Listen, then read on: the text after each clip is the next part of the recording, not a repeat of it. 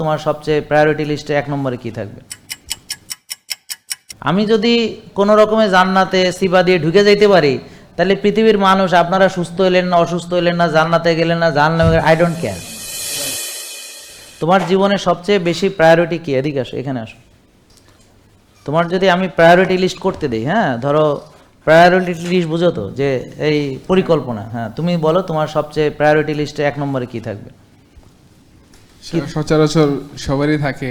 হ্যাঁ বলো, তোমারটা বলো ফ্র্যাঙ্কলি, মানে তোমার কি আছে, মানে তুমি আমি যা, আমার কথা শোনারও দরকার নেই, বোঝারও দরকার নেই, তুমি এখন যেভাবে লাইফ লিড করছো, তাহলে তোমার যে প্রায়োরিটি লিস্টে এখন প্রায়োরিটিতে কি আছে সেটা জানতে চাচ্ছি। আপাতত কোনো প্রায়োরিটি নাই, কিন্তু মানে আমার জীবনের গোল যেটা, হ্যাঁ বলো, গোল বলো। প্রায়োরিটি যেটা দেই সেটা কি? টাকা কামানো। টাকা কামাও, ভেরি গুড, এক্সেলেন্ট। আমি চাই যে তুমি, আল্লাহ যেন তোমাকে অনেক টাকা দেয়। এরপর টাকা দিয়ে কি করবা? সচরাচর মানুষ যা করে। না না, তুমি কি করবা? সচরাচর না, তোমার কি পরিকল্পনা? তুমি তো টাকাটা পেলা, তারপর কি করবা? বাড়ি বাসা তৈরি করা। আচ্ছা, তারপরে কি? গাড়ি কেনা, বাড়ি কেনা, তুমি মার্সিডিজ কিনবা বা আরো ভালো কিছু ফেরারি কিনবা, তারপরে পৃথিবীর সবচেয়ে দামি বাড়ি, তারপর কি করবা? এইটুকুই তো। এটাই শেষ? ওকে, গুড। তাহলে এখন গাড়ি আর বাড়ি হলেই হয়ে গেল? আচ্ছা, গেল। তাহলে ওর এটাই শেষ। এখন কথা হলো যে এমন গাড়ি বাড়িওয়ালা লোক পৃথিবীতে আছে কিনা, ওরা কি হ্যাপি কিনা? ম্যাক্সিমামই তো হ্যাপি না। কেন না? কেন হ্যাপি না? সুস্থ না, সুস্থতা হারিয়েছে। কেন হারিয়েছে? এই লাইফ লিড করার জন্য। হ্যাঁ, যেমন জ্যাকমা কি হারিয়েছে? জ্যাকমা আলিবাবার যে ও কি হারিয়েছে? তারপর ধরো স্টিভ জবস কি হারিয়েছিল? এবং তারা শেষের দিকে এসে বলেছিল কয়েকটা কথা, তুমি মনে আছে? ধরো একটা জিনিস কি, তোমার যেটা প্রায়োরিটি লিস্ট, এখন কথা হলো তুমি যে গাড়ি বাড়ি এগুলো কি স্থায়ী কিনা? প্রথম কথা হলো এটা। তোমার এই বাড়িটা তুমি মরে গেলে কি তোমার থাকবে? গাড়িটা তো অ্যাক্সিডেন্টও করতে পারো, যাই হোক।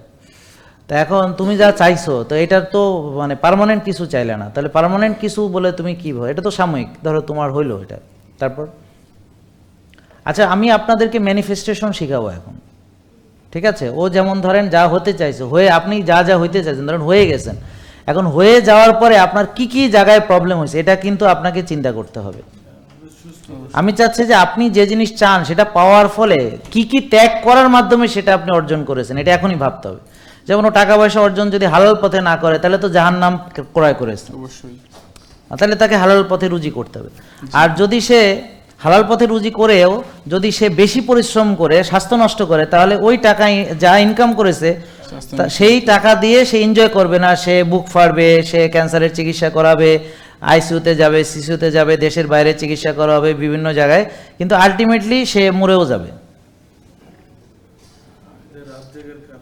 নাকি বুঝতে পারছেন?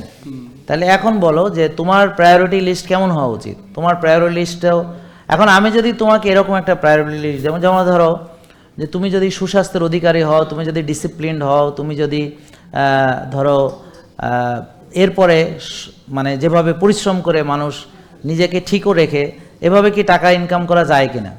জি। মানে ধরেন আমি টাকা ইনকামও করব, কিন্তু আমার আখেরাত ঠিক থাকবে।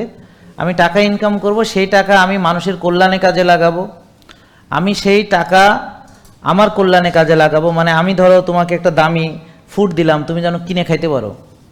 আমার কথা বুঝতে পারছেন না?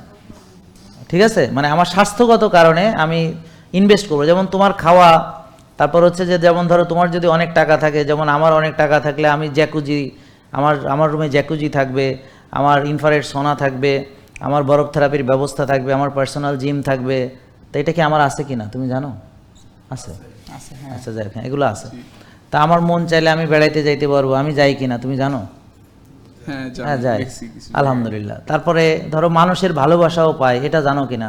হ্যাঁ অবশ্যই। আচ্ছা, তাহলে মানুষ সম্মানও করে, জানো কিনা? আবার কেউ কেউ ঘৃণাও করে, কারণ ওরা জানে না, এটা তাদের ব্যর্থতা, ওরা আসলে আমাকে চিনে না, কারণ আমি ওদের জন্য কল্যাণকামী, কিন্তু সে আমাকে চিনে না বলে বোকার মতো অন্য মানুষের কথা শুনে বিভ্রান্ত হচ্ছে। তো ওর প্রতি আমরা পিটি, আমাদের সমবেদনা, বাট ও ও ও নিজেকেও বঞ্চিত করলো, কারণ আমাকে ঘৃণা করা মানে ও সুস্থতা থেকে অনেক দূরে চলে গেল। হ্যাঁ, এটা দূরে চলে, তো এটা তো তার ফল্ট, সেখানে তো আমার কিছু করার নেই। যাই হোক, এখন দেখো সুস্থ আছি আমি, তাকেই সত্য বলো? জি। আমি সকালে ব্যাডমিন্টন খেলেছি প্রায় 2-2.5 ঘন্টা, এটা কি সত্য? তার আগে ফজরের নামাজ পড়েছি, তা কি সত্য? জি তারপর এশার পরে ঘুমিয়েছি, সেটা কি সত্য? জি তারপর রাতে এশার নামাজ মসজিদে গিয়ে পড়েছি। তা তুমি যদি এভাবে সাকসেসফুল হতে পারো, তাহলে তুমি কেন নিজেকে ধ্বংস করে সাকসেসফুল হতে যাবে? তাহলে তুমি সাকসেসফুল হবে তখন যখন তোমার আখেরাতে সাকসেসফুল হবে। এটা আগে প্রায়োরিটি দাও, তারপর তোমার স্বাস্থ্যকে প্রায়োরিটি দাও, তারপর তোমাকে আল্লাহ যা দেয় ওতে খুশি থাকো, আলহামদুলিল্লাহ বলো। আর আসল সম্পদ হলো তোমার আখেরাতে পেলে তোমার কাজে লাগবে, যেটা স্থায়ী হবে, অনন্তকাল থাকবে, যার কোনো দিন শেষ নাই, শুধু বাড়বে, কমবে না। এখন পৃথিবী তুমি যাই অর্জন করো, এটা তো তোমার সাময়িক, হুম মনে থাকবে।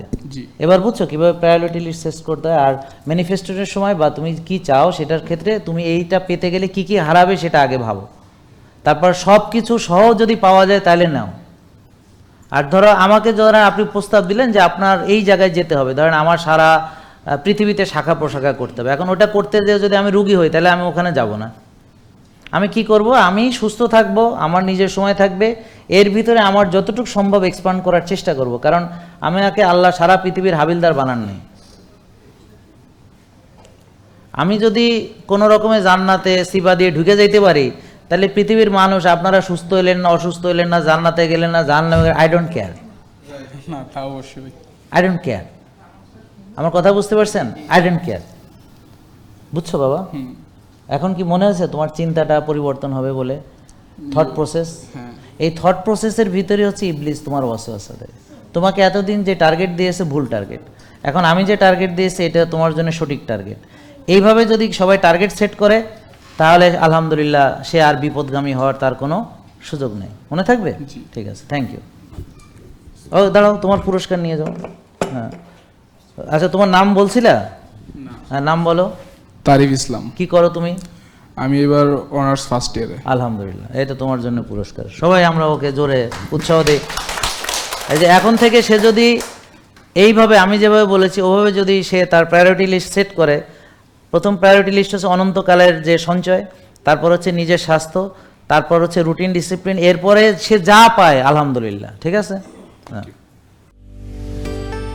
জেকে লাইফস্টাইল, ওষুধ মুক্ত সুস্থ জীবন।